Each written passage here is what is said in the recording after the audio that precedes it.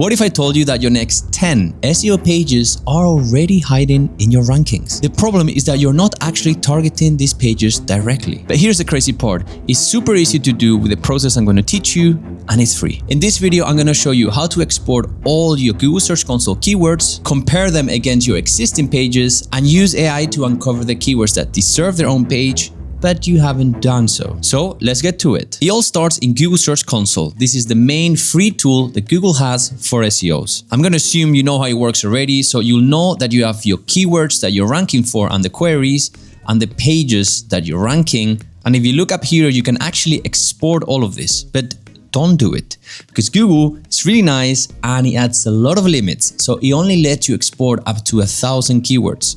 And that is absolutely ridiculous because this website, that's my client, we rank for thousands of them. And because of this, as SEOs, we just need to survive somehow, and we always find a way to get what we want. In this case, more than 1,000 keywords. So all you have to do is open a Google Sheet, and then right here under extensions, you need to get this extension that's called Search Analytics for Sheets. It's this one right here, and I've added the link in the description. So once you've downloaded in the add-ons market here, so get add-ons, it will appear here, and you just open it, and a sidebar will appear on the right. Now you want to select Search Console Requests, and then here, if you're logged in with the same Google account that has access to Google Search Console, your different websites will appear here. So we want the one for my client. So with this one, you can actually export 25,000 keywords for free. If you want more, you have to pay, but that should be enough because that's way better than 1,000. So if you know you don't have a website that's too big, click 25,000 and under date range, just do all time. And then in group by, you want to group by query. That's it, all looking good, create a new sheet, and then you request the data. It will take a few minutes. Actually seconds, it's pretty quick. There it is, all the 25,000 keywords from Google Search Console. Now, little trick to bypass the premium option is if you scroll all the way down and you have exactly 25,000, it means you probably rank for more keywords than 25K. So therefore, instead of selecting 25,000 and then all time right here, you just can select 25,000 again, and then from one period to another period, export, and then from another period to another period, export, and so on until you have maybe, let's say, 3 batches of 25,000. Now you literally have 75,000 keywords. Or if not, you can just pay and then you get all of them. Now we're going to get the second pillar of our strategy, which is instead of keywords, is your URLs. We want to get all the URLs in your website. You probably have less than 1,000, so you could actually go to Google Search Console and just press export and go to the tab for the URLs. But just in case you have more, again, you can use the tool, but instead of grouping by query, group by page, 25K, and request data. And there they are, all the URLs. You can actually see that for my client, we do have more than 1,000 because he got 1,277. So that's brilliant. And now what I want you to do is grab all the URLs right here and open the sheets and just paste all of them in this column, column E. How are you going to create these sheets? It looks like a lot of things. Don't worry, I'm going to give it to you for free. There's a link in the description that goes to my website, colinseo.com/free. And when you put your email there, I'm going to send you a lot of templates. Look at all of this. But the one that has that sheet is this one right here, page creation process, which is for another video, which you can watch that too, but we're going to reuse that template, okay? Now this template has a very special formula here that's going to grab all the H's, H1, H2s, and H3s and display them here for you. So once you've copied all of this, you just select all of them and then paste them transposed. So instead of vertically, they're horizontally. Or in horizontally. I don't know if you say that. And after you do that, you might have to give access, just press allow access. Normally it's here, sometimes it's like a pop-up. And then suddenly it will take a bit of loading. You can see it like 3, 2, 1, boop, out of nowhere, it puts all the titles and subtitles right here. If you see that it doesn't work, normally the issue is because you've done too many at once. So what you can do is open a new sheet or reload. And then instead of doing 1,200 at once, you can do it little by little, okay? Chunk by chunk. Now, finally, the last thing is to zoom out and grab all of it. So you see you have a lot here and all the way down until the end, okay? Complete to the end and just copy. And then just open a new sheet. You know already sheets.new. And it's as easy as pasting all of it right here. In fact, you can actually paste without the style. So all of that. It looks scary, but don't worry because AI is going to deal with all of this.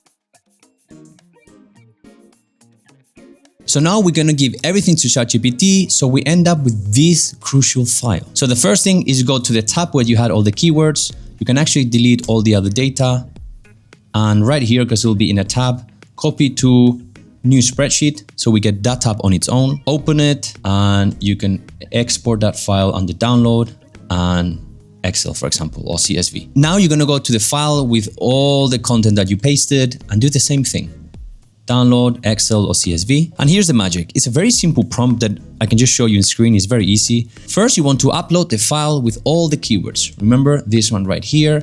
And you just want to say, here's a file, the keywords are here, and tell it how many. So we make sure that it looks at all of them. Probably it will, but sometimes if you don't say it, it will just preview and look at the first 100 and whatever. So make it clear. In this case, if you have 1,000, in my case, I have a lot more than that, 25,001. So I would say that in my prompt. I have 25,001 keywords. Here's another file with a lot of topics, informed sentences, spread through different columns and rows. So just take it, whatever. Same thing, they start from column B to column BI was for me in the past. If we look at this video, it goes until BG. So I will put from A to BG, all the way down. Confirm if you see the columns. Now the juicy stuff. Look at the first file, then at the second file. Create a new file where in the first column, you put all the keywords, and in the second column, you need to put this. I need you to look at all the topics in the second file, so all of them here, understand them semantically, so understand what it is that they say, and if they match that topic that is in a sentence format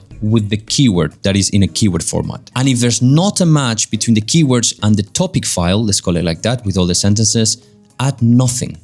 Here's where you find the gold. And then you'll download it. Just keep in mind, this went pretty smooth. It listened to me, but normally it will do mistakes. It won't listen. It'll ask for things that you already gave it. Just try to interact with it until you get what you want. The important thing is you need to know what it is that we need. And that's here. Like I said, here are all the keywords and here are all the topics in the sentence format from the other file. And it's matching them, right? How to hang a neon sign, how to hang a neon sign. You can even see that it doesn't match it completely. Neon light not working. Why is my neon light not working? So it matches it semantically. If we look at it semantically, it means the same. Now, here's the magic. You just select all of it, filter, and we said if there were keywords in a Google Search Console that we had not targeted with our pages with a subtitle, add nothing. So let's see if that's the case. It is. Interesting. Let's see. And there's a lot. That's good news. So now, this is important. There'll be a lot of trash here, things that we don't care about, like keywords in other languages, weird keywords in Chinese or whatever that you just, for whatever reason, rank for and appear in Search Console. And obviously we haven't created a subtitle for that, so you just ignore them. But from here onwards, you can see the ones that are not like that. For example, here, neon light problems. That looks like quite an important topic. Let's dig deeper.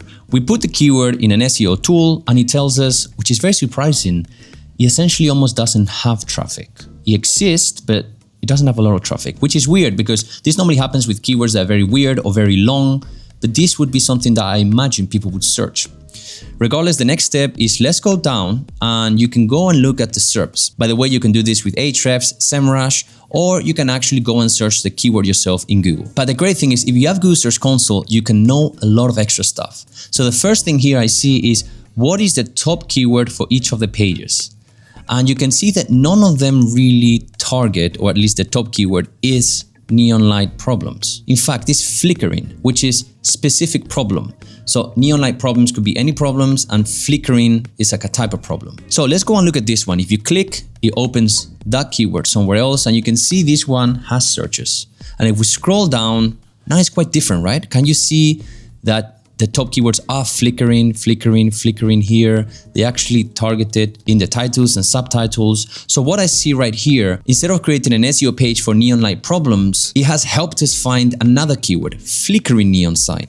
Here you can see that competitors have put resources to create it. They have succeeded because they have the top keyword there and they have some traffic. So let's create a page for that. And here's where the funny thing happened.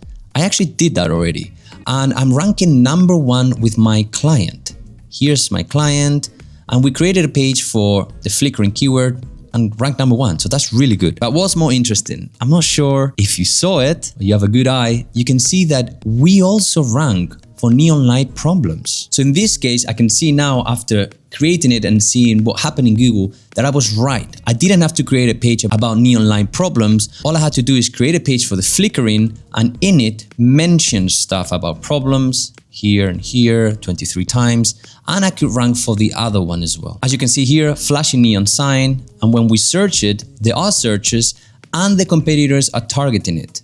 So in this case, I could just right away create a page for flashing neon sign. By the way, if you want other techniques to find keywords, just go to this video right here. It's in the description and in the card, and check that out next. Now is your turn. Let's go.